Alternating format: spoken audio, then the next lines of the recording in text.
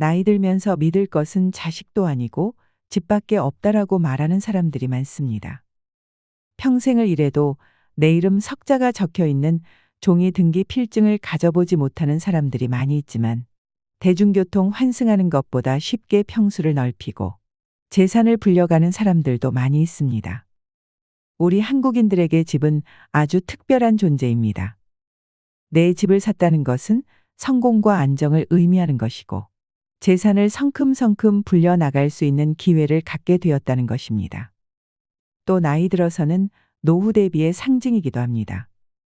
하지만 고도성장기를 빠져나와 저출산에 허덕이는 대한민국에서는 부동산 불패 신화가 계속 이어지지 않을 수도 있다는 전망이 속속 나오고 있습니다.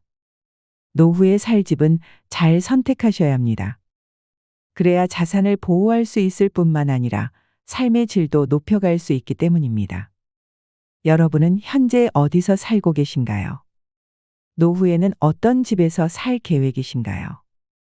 대한민국 시니어들에게 은퇴 이후 어디에서 사는 것을 희망하는지 노후의 주거 형태를 물어보면 76.1%가 현재 살고 있는 집에서 살겠다고 답했습니다. 노인이 되면 변화를 싫어하게 되고 오래 살아온 정든 집에서 계속 지내고 싶어하는 경향이 있다고 합니다. 하지만 우리가 나이가 들면 언젠가 한 번은 주거 형태의 변화가 있을 가능성이 높습니다. 연구에 따르면 보통 중년에서 노년으로 넘어가는 시점에 이사를 한 번은 가게 된다고 합니다. 갑작스러운 은퇴나 경제적인 이유, 사별을 하게 되는 등 여러 요인이 있을 수 있겠죠. 물론 다른 주택으로 이사하겠다고 응답한 경우도 20.4%를 차지하였으며 장래의 간병에 대비하여 노인 전용 주거시설에서 살고 싶다고 응답한 사람들도 있었습니다. 은퇴 후 어디에서 살 것인가는 기본적인 의식주 생활에 포함되기 때문에 은퇴 생활에서 매우 중요한 문제입니다. 노후에 집을 옮기면서 인생 후반전을 시작했다가 잘못된 선택 때문에 오도 가도 못하는 신세로 전락하는 경우가 많이 있습니다. 그 과정에 당연히 집값은 하락했지요. 가치가 쑥쑥 올라가도 시원치 않은 판국에 집값이 떨어졌으니 이만저만 큰일이 아닙니다.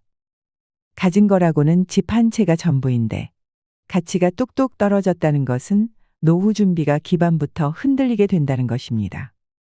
청춘을 바쳐가며 열심히 평생을 일해서 가진 거라고는 이제 집 한 채뿐인데 노후에 살 집은 어떻게 해야 할까요? 그래서 오늘은 나이 들어서 노후에는 어떤 집에서 거주하는 것이 제일 현명한 선택인지 함께 고민해 보겠습니다. 노후에는 절대 눈길조차 주면 안 되는 그런 집이 있습니다. 노후에 집을 구할 때 이건 정말 아닌데라고 생각하는 것은 나이가 들어서 무리한 대출을 받으면서까지 평수를 넓혀가는 사람들입니다.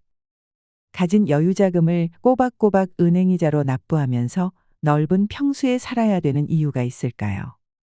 노후에 월급이나 수입이 정기적으로 들어온다고 해도 대출금리가 비싸서 가계에 큰 부담이 됩니다. 본인이 100% 보유하고 있는 자금으로 평수를 넓힌다고 해도 노후에 평수를 넓히는 것은 다시 생각해 보시라고 말씀드리고 싶습니다. 이렇게 평수를 넓혀서 이사를 하시는 분들은 대부분 자식이 결혼하고 아들, 딸, 손자들이 오면 집이 넓어야 되지 않을까 생각한다고 합니다. 그리고 결혼하기 전에는 사돈 보기에 작은 집이 민망해서 이사를 결심한다는 분들도 많습니다. 아들 장가도 처음 보내고 딸 시집도 처음 보내니까 잘 몰라서 하는 말일까요? 제대로 된 사돈이라면 평수 가지고 따지고들 일도 없을 테지요. 요즘 자식들은 명절 때 오랜만에 집에 와도 자고 가지 않는 경우가 많습니다. 부모 집에서 자고 가는 자식들도 물론 있겠지만 가까운 숙박시설에서 자는 게 편하다며 아침에 와서 제사 지내고 본인 집으로 가거나 여행을 떠나는 경우가 많다고 합니다. 시대가 많이 변했습니다. 자식이 자고 갈까봐 빚까지 내서 노후에 넓은 평수로 이사가는 것은 신중히 생각해 보시길 바랍니다. 부담스럽지 않은 선에서 노후에 편하게 살 집을 선택해야 합니다. 다른 사람들이 집을 사고 팔아서 시세 차익으로 큰 돈을 벌었다는 말을 듣고 나도 뒤쫓아서 대출받아 집 샀다가 쪽박 차는 경우가 많습니다.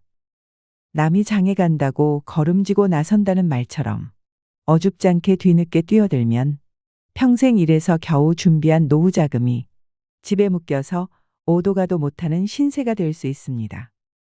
노후에 땅을 치고 후회하면서 아파트 분양받은 거, 분양권을 지금이라도 팔 수 있냐고 물어보는 노인분들이 많습니다.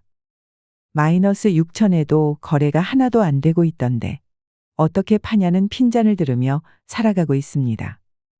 노후 자금이 넉넉하지 못하니 울며 겨자 먹기 식으로 해결해야 하는 경우가 다반사입니다. 요즘에는 당근마켓에도 집을 판다고 많이 올라온다고 합니다. 내가 미쳤지. 괜히 늦게 분양을 받아서 안 해도 되는 고민을 하고 있다며 땅을 치고 후회해도 이미 늦은 것입니다. 집값도 폭락하고 감당 안 되는 대출 이자 때문에 늙음악한 노후에 대출을 알아보러 다니는 처량한 신세가 되는 것입니다. 처음 분양받을 때 프리미엄 1억 2억 준다고 할 때 팔지 않았던 아파트 분양권이었는데 지금은 사는 사람이 없습니다.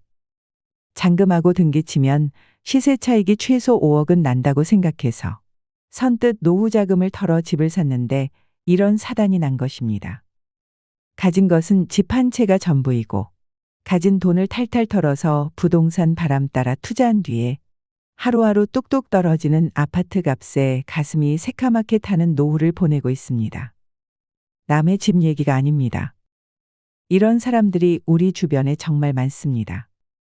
나이 들면 전원주택에서 살고 싶어 하는 사람들이 많이 있습니다. 제 친구 역시 남편이 퇴직하고 산 좋고 물 좋은 곳에 그림 같은 집을 짓고 살았답니다. 그 전에 친구하고 나눈 얘기가 있었어요. 자식들은 돈이 필요할 때마다 전화하고 집에 들락거리는 아들 꼴 보기 싫어서 모두 정리해서 우리 남편 평생 소원인 전원주택 지어서 살 거다. 우리 아저씨가 전원 생활이 로망이거든 했지요. 그런데 요새는 전원주택이 로망이 아니고 노망이라고 하는 우스갯소리가 있다고 합니다. 그때 저는 반대했습니다. 우리가 안 늙는다고 생각하냐? 지금은 체력이 되고 처음인 전원 생활에 대한 부푼 기대감도 있고 자식에게서도 좀 멀어지고 싶은 마음에 모든 것을 다 할 수 있을 것 같지만 살아보면 그게 말처럼 되지 않을 거라고 전원주택 생활은 정말 신중해야 한다고 조언해 주었습니다. 시골에서 태어나서 시골 생활이 얼마나 힘든지 아는 사람은 공감하실 텐데요. 특히나 짠돌이 짠순이가 시골에 귀농귀촌하면 기름이나 가스값 아까워서 전기장판 하나 깔고 추위에 벌벌 떨면서 겨울을 지내는 경우도 다반사입니다. 전원주택 짓는다고 산 좋고 물 좋고 평수가 넓은 곳을 찾아갔는데 감당이 안 돼서 추위에 떨다가 건강만 잃고 돌아오는 것입니다. 엎어지면 코 닿는데 약국 있고 엎어지면 코 닿는데 병원 있고 나가면 바로 지하철이나 대중교통을 이용할 수 있는 그런 역세권 아파트가 나이 들어서 최고라고도 하지요. 그래도 꼭 자연 속에 살고 싶다면 병원은 가까운 데 있고 먹거리를 해결할 수 있는 마트도 인접해 있고 사람들과 왕래할 수 있는 곳이어야 합니다. 특히 자식들이 자주 올 수 있는 곳에 돈 많이 들이지 말고 작고 아담하게 집을 짓고 일단 한번 살아보는 것이 필요합니다. 전원주택은 아파트처럼 사고 파는 거래가 빈번하게 일어나지 않기 때문에 큰 돈을 들여서 집을 지을 필요도 없고 너무 큰 돈을 들여서 집을 지으면 그 돈이 거기 다 묶여 있게 됩니다. 나이 들어서 자식 대신 내 노후 생활을 책임질 수 있는 연금이나 현금을 노려야 하는데 나이 들어서도 집에다가 돈을 바르고 살면 비참한 노후를 보낼 수 있습니다. 제가 아는 지인은 전원 생활을 2년도 채우지 못하고 미련 없이 시골 생활을 청산하고 나왔습니다. 전원주택을 지을 때부터 집성촌이라 주민 텃세 때문에 정말 힘들었다고 합니다. 나이 지긋한 사람들이 이유 없이 쌍욕을 하는 경우도 있고 공사 차량이 마을을 지나가지 못하도록 각종 장애물로 막아놓는 것은 일상생활이었다고 합니다.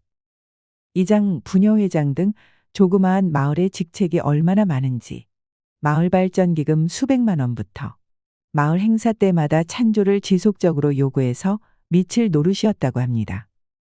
더 이상 이런 상식 밖의 마을에서 살다가는 정말 미쳐버리겠다고 생각을 하고 집과 땅을 처분하려고 해도 교묘하게 방해를 해서 거래가 잘 이루어지지 않았다고 합니다.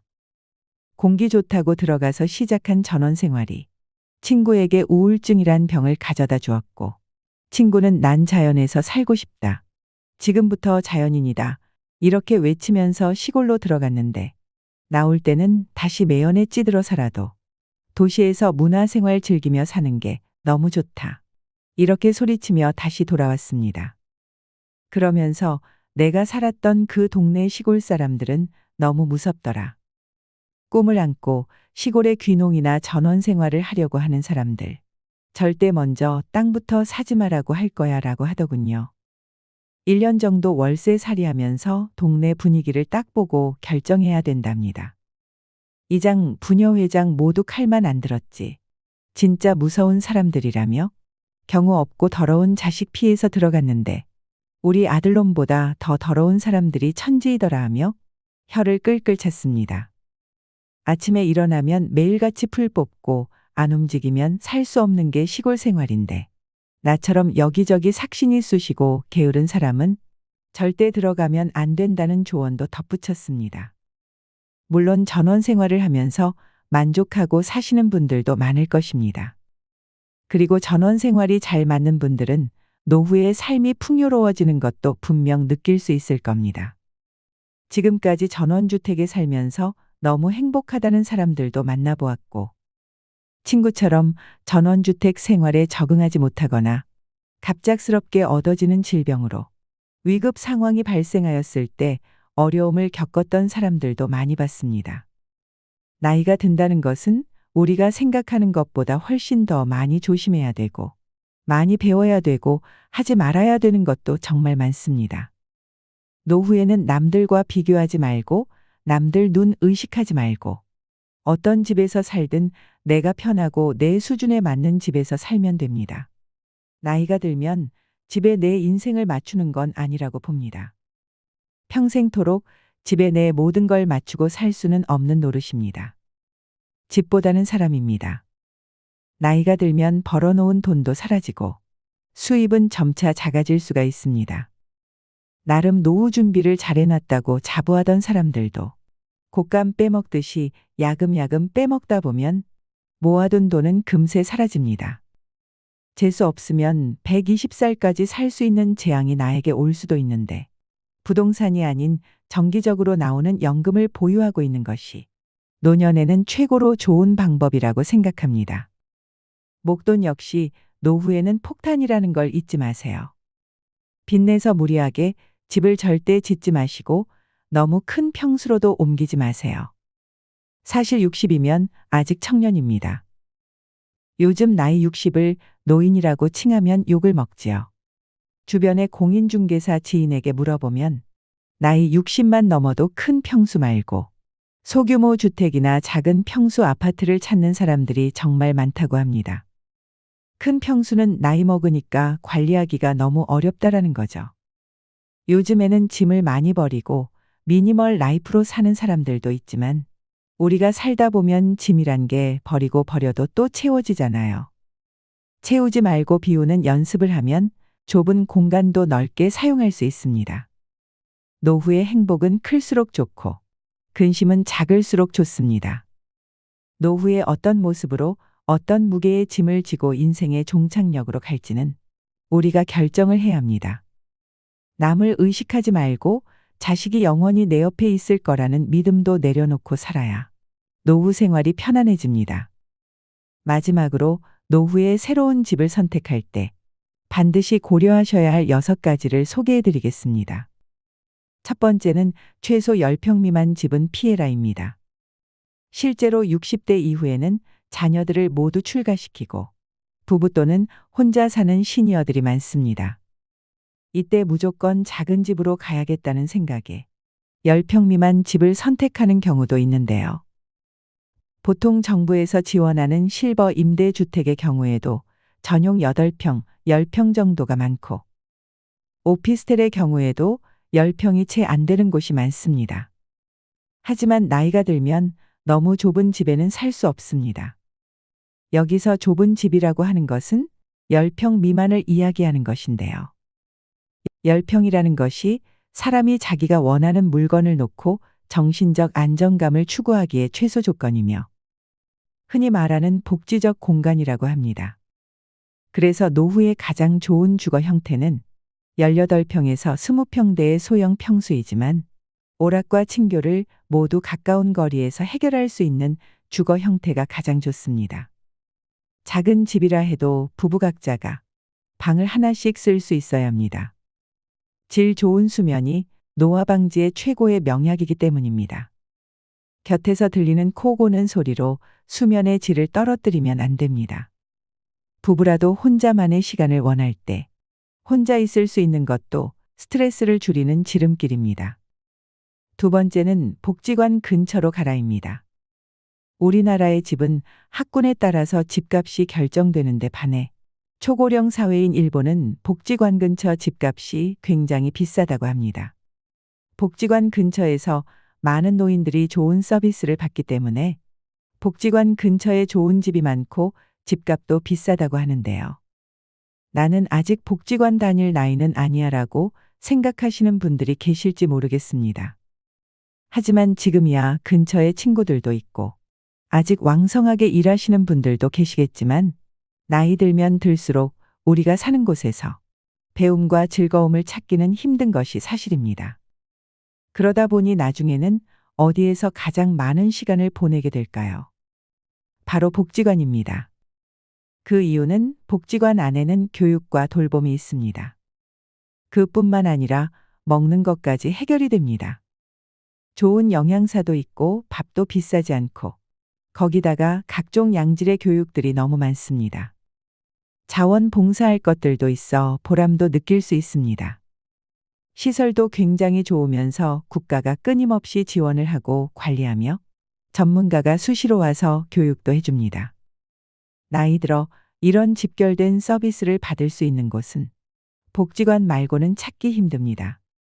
물론 돈이 많은 분들은 어디서 배우든 어디서 먹든 부족함이 없겠지만 우리는 그럴 돈이 없습니다. 특히 요즘같이 물가가 높을 때는 문 밖을 나가기가 무서울 정도입니다. 무엇을 배워보고 싶어도 돈 걱정부터 앞서게 되는데 이럴 때 복지관이 대안이 될 수 있습니다. 그래서 노후에는 내가 즐길 수 있고 친구도 만날 수 있는 복지관 근처에 사는 것이 좋습니다. 세 번째는 병원이 30분 이내에 있는 집을 선택해라입니다. 노후가 되면 다리에 힘이 줄어들기 때문에 커다란 껍데기 집은 필요하지 않습니다. 그보다는 편리성이 중요합니다. 지하철역에서 50m 내에 위치한 소형 아파트가 노후 생활에 가장 적합합니다. 역에서 가까우면 이동은 물론 물건을 사는 일이나 병원에 다니는 데도 얼마나 편할까요? 가까우면 가까울수록 좋은 것이 병원이지만 제가 특히 30분을 강조하는 이유는 우리가 기초 의료 서비스에 접근하기 위한 최단 시간이 30분이기 때문인데요. 정말 위급한 상황을 제외하고는 30분 이내에 병원에 갈 수 있으면 됩니다. 요즘 의료시설이 잘 되어 있어 지방 몇몇 곳을 제외하면 보통은 30분 이내에 병원이 있습니다. 노후에 집을 선택할 때는 병원이 가장 우선순위가 되어야 하는데요. 중년을 넘어가면서 건강에 대한 이슈가 굉장히 커지게 됩니다. 아무리 몸 관리를 잘한다고 해도 70이 넘어가면 병원을 밥 먹듯이 가게 됩니다. 건강한 분이 잘 없습니다. 그럴 때 가벼운 병은 가까운 곳에 가서 치료를 한다고 하지만 중병이나 장기 질환들, 만성 질환들이 계속 발생하게 되면 큰 병원을 많이 이용할 수밖에 없습니다. 그래서 질병에 대한 관리가 가능한 곳을 30분 이내에 갈 수 있는 곳이 가장 좋습니다. 한적한 곳의 전원주택, 공기가 맑고 자연 속에서 살고 싶은 꿈은 누구나 있을 겁니다. 더구나 번잡한 도시에서 바쁘게 종종 거리며 평생을 살아왔기에 은퇴 후에 한적한 자연 속에서의 생활을 계획하는 분들이 많이 계십니다. 하지만 나이 들수록 대형 병원과 가깝고 배울 수 있고 운동할 수 있고 여럿이 함께 취미 생활을 즐길 수 있는 문화센터와 도서관, 그리고 쉽게 쇼핑할 수 있는 곳들이 많은 그런 곳에 사는 것이 최고입니다. 초고령 사회인 일본이 고독사로 골머리를 앓고 있지만 한 아파트 단지는 지난 12년 동안 고독사가 한 건도 발생하지 않아서 대안으로 주목받고 있습니다. 4천여 명이 거주하고 있는 이 조그만 아파트 단지에는 꽃꽂이, 서예 등 주민 스스로 만든 소모임이 180여 개에 이르고, 그래서 이 아파트 단지에는 1년 내내 각종 행사가 끊이질 않습니다. 아파트 관리도 주민 스스로 맡아서 하는데 이는 거주하는 노년층의 수입이 되기도 합니다. 또 단지는 인적 네트워크를 촘촘히 구성해서 서로의 일상을 챙겨줍니다. 이 사례로 얻을 수 있는 교훈은 어쩌면 나이 들어서는 주변 사람들과 교류하며 서로를 챙겨줄 수 있는 곳에 살아야 한다는 겁니다. 덩그러니 한적한 전원주택은 더욱 신중해야 할 일입니다. 그럼에도 불구하고 한적한 전원 생활을 꼭 해보고 싶으시다면 전원주택을 짓거나 구매하지 마시고 월세 내며 먼저 살아보시기를 추천드립니다. 다른 노후 전문가들도 그렇게 얘기합니다. 땅이나 집에 큰 돈 묶이지 않은 채로 해보고 싶은 전원 생활 하다가 다시 도시 생활이 그립고 필요할 때 인프라가 갖춰진 도시로 돌아오시면 된다고 말이죠. 네 번째는 자녀와 살아야 한다면 가치보다는 근처를 선택해라입니다. 우리는 자녀와 살고 싶지 않지만 어쩔 수 없이 함께 살아야 하는 상황이 올 수도 있습니다. 많은 분들이 사별을 경험할 때 이사를 생각하게 된다고 합니다. 사별을 경험하게 되면 내가 몇십 년을 살던 내 집이 갑자기 공허하고 무섭기 시작합니다. 또 한 가지는 집이 관리하기에 너무 크고 어렵습니다. 그래서 그때 집을 좁혀가거나 아니면 자녀들이 가까이 있는 쪽으로 옮겨가시는 분들이 많이 계십니다. 이때 우리가 반드시 생각해야 할 것이 있습니다. 부모와 자녀가 함께 살면 주거비와 식비의 부담이 줄어들고 외로움은 어느 정도 해소될 수 있으나 사위나 며느리와의 관계에서 오는 새로운 인간관계 스트레스가 생길 수 있다는 것입니다. 따라서 자녀와 함께 살아야 한다면 함께 살기보다는 근처에서 사는 것이 가장 이상적입니다. 손주가 어렸을 때는 손주를 돌보는데 손을 보태거나 성장을 지켜보며 삶의 활력을 얻는 것도 좋습니다. 이렇게 자녀와는 적절한 거리를 유지하는 방법이 노후 생활에서 스트레스를 최대한 줄이면서 현명하게 지내는 방법입니다. 다섯 번째는 근처에 공원이나 산책로가 있는 집을 선택해라입니다. 스포츠나 산책 등에 참여하는 비율이 2014년 10.2%, 2017년 16.6% 증가하여 65세 이상 시니어들의 야외 활동 참여가 점차 증가하는 추세입니다. 즉, 노년기에는 늘어난 시간적 여유를 이용하여 산책이나 가볍게 운동을 할 수 있는 공원 또는 산책로가 주변에 있는 주거 환경이 좋은데요. 노년기가 되면 활동성이 떨어지고 야외 활동을 적게 하게 됩니다. 하지만 나이가 들수록 적당한 야외 활동을 하여 신체 활력을 증진해야 하는데요. 동네 주변의 산책은 신선한 공기, 자연의 아름다움을 느낄 수 있어 심혈관 건강 증진뿐만 아니라 노인 우울증 예방에도 아주 좋습니다. 여섯 번째는 노후용 집은 따로 있다입니다. 우리가 집을 소유하고 있으면 재산세, 관리비 같은 여러 가지 유지 비용이 발생하게 됩니다. 신혼이나 20대, 30대에 산 집이라면 30년 이상이 지난 건물이 되는데요. 여기서 반드시 한 가지 확인해 두셔야 할 부분이 있습니다. 바로 노후에 내가 이 집을 매매한다면 얼마나 받을 수 있는지 금액을 미리 파악해 두는 것입니다. 내가 거동이 불편해져 돌봄 시설이나 병원에 가야 할 때 그 비용을 집을 판 돈으로 충당할 가능성이 크기 때문입니다. 내가 가지고 있는 금융자산이 적으면 자택 매매를 고려하지 않을 수 없게 됩니다. 나이 들어 갑자기 닥칠 수 있는 상황들을 대비하는 것이죠. 그리고 현재 사는 집이 너무 오래되었거나 나에게 너무 크고 관리하기 어렵다면 노후용 집으로 이사하는 것을 권하고 싶습니다. 노후가 되면 다리에 힘이 줄어들기 때문에 너무 크고 넓은 집은 집만 될 뿐입니다. 노후용 집은 평수가 너무 넓지 않아야 합니다. 자녀들이 모두 독립해 나갈 시기가 되면 부모들은 집을 줄여나가야 할 준비를 해야 합니다. 이제 부부 2명만 덩그러니 남았으니 쓸데없이 큰 집에 살 필요가 없어졌기 때문입니다. 하지만 반대로 결정하시는 분들이 많이 계십니다. 곧 사위나 며느리도 생길 것이고 사돈들 보기도 그렇고 또 손자, 손녀들이 생기게 되면 지금 사는 집은 비좁겠다 하는 생각에 넓은 평수로 옮기고 싶어 합니다. 하지만 넓은 평수 아파트는 크나큰 실수가 될 수 있습니다.